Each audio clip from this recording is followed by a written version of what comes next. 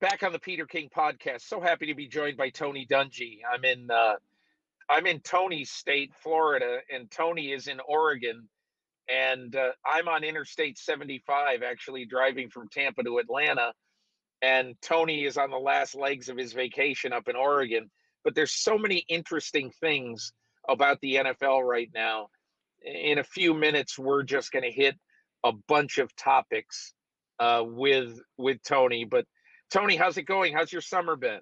Well, it's been great. I'm out here in the Pacific Northwest. You got a sense of that Tampa heat and humidity. We kind of leave that at this time of year. We're headed back next week to start school, but we've had a great summer here in Oregon.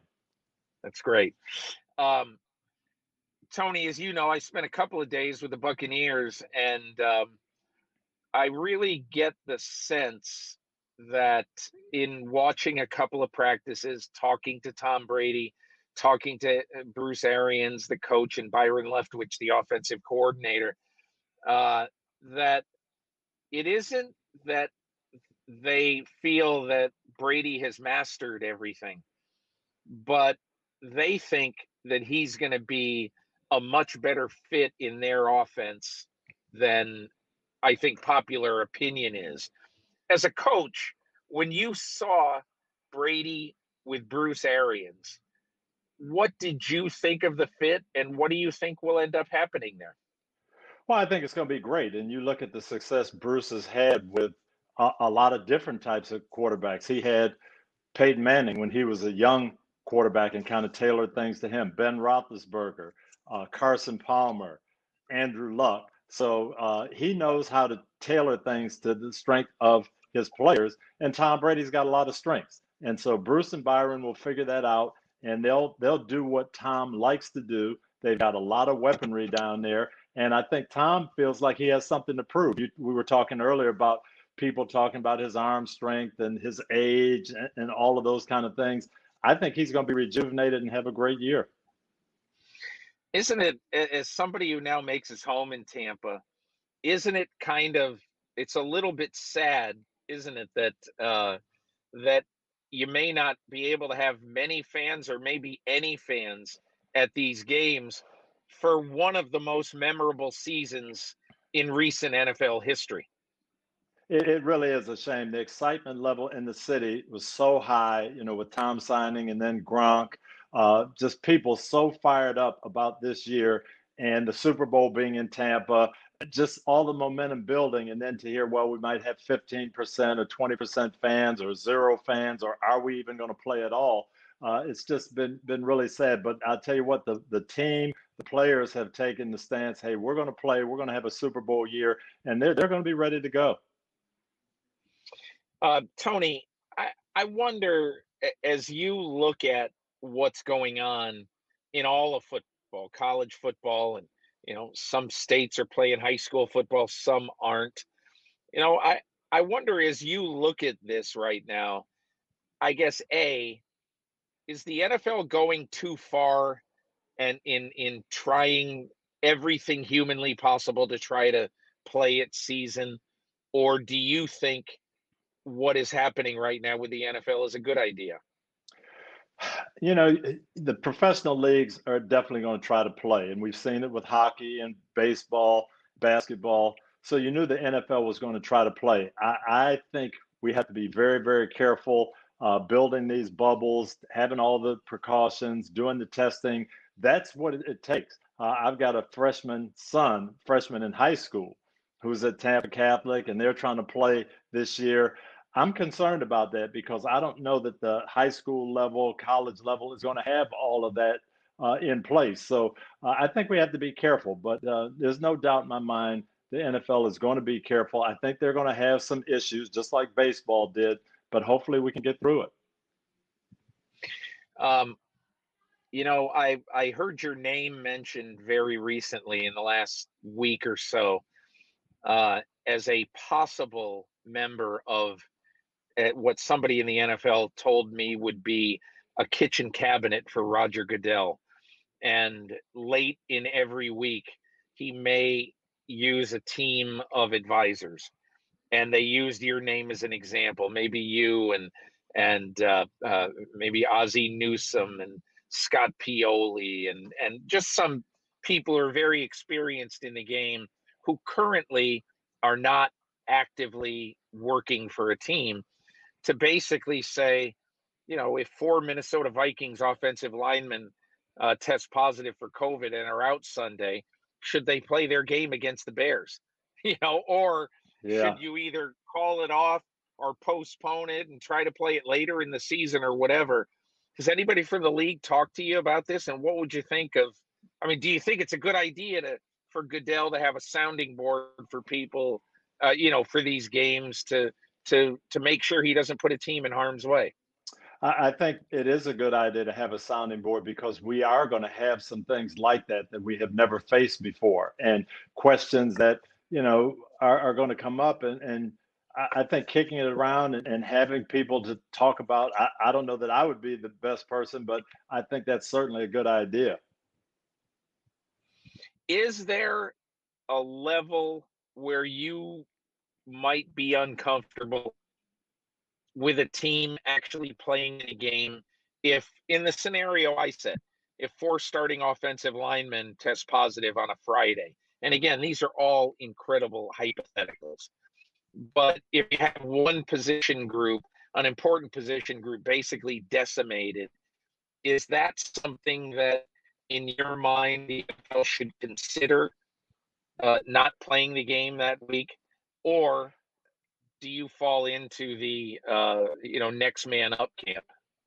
I think coaches and players generally fall into the next man up, and we've had to deal with that. I remember we played a game when I was with the Colts out in San Diego, and we had so many players injured, we couldn't even dress the full complement. I think we only had 39 players dressed that night.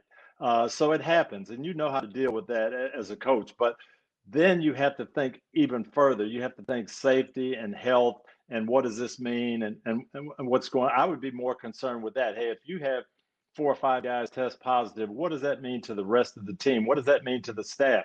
We're talking about the Buccaneers staff and their coaching staff and these 65-year-old plus coaches. All right, all of a sudden, what does that mean to Harold Goodwin or Tom Moore? So I just think there's going to be some things we need to think about that we haven't had to deal with before. I take it that, because what I was told is that this would be as much about a competitive situation in the game, that it would probably be wrong to say if 4 players test positive that your team can't play. If one of them is, a special teams player, one of them is a corner, one is a tight end, and one is a running back. That's different than if COVID were to knock out 4 starters in one position group. And that's where I think, honestly, that I would think it would be a good idea to at least have the possibility to say that, we're not going to play the game this week. Yeah, and I don't know what that is. It's going to be hard to kind of say, well, this case will do this. Next case is a little different. Hey, if Tom Brady, turns up positive and can't play, a starting quarterback, what does that mean? Hey, you just go ahead with the game. Yeah. Both quarterbacks are. Then what does that mean? I don't know if there's a finite line to draw. It's going to be a tough call as you go forward if those things do in fact happen. I've had a lot of people who wonder to me, what about the NFL in the first 2 weeks of training camp taking up 105,000 tests, excuse me. And is that okay in a country that desperately needs testing? How do you look at that aspect of it, of a professional sports league? And the NFL is not alone. All these sports leagues are using up a huge amount of tests. Is it something that, in your opinion, is justifiable? I have a hard time with that. I really struggle with that.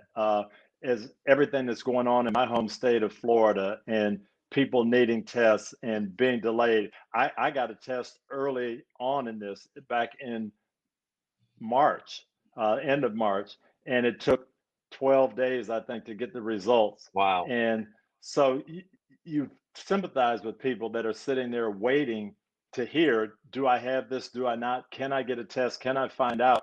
And, how do they feel when here's their favorite athlete who gets tested 3 or 4 times in a week? Yeah, there's something wrong with that picture, no question about it. Yeah.